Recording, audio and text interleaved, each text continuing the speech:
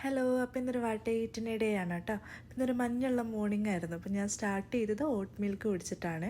അതിൻ്റെ കൂടെ നൂഡിൽസ് ഉണ്ടായിരുന്നു, ബട്ടർ ചിക്കൻ ഉണ്ടായിരുന്നു. നൂഡിൽസ് ഞാൻ തന്നെ ഉണ്ടാക്കിയതൊരു മിക്സ്ഡ് നൂഡിൽസ് ആയിരുന്നു കേട്ടോ. ചിക്കനും എഗ്ഗും വെജിറ്റബിൾസൊക്കെ കൂടിയിട്ട്. പിന്നെ വർക്ക് ഉണ്ടായിരുന്നു. വർക്കിന് പോയിട്ട് ഒരു കഫേ ലാറ്റെ കഴിച്ചു, ഒരു മഫിൻ കഴിച്ചു. പിന്നെ അവിടെ ഒരു ബർത്ത്ഡേ ഉണ്ടായിരുന്നു. ബർത്ത്ഡേ പാർട്ടിക്ക് കേക്ക് ബനാന കേക്കായിരുന്നു.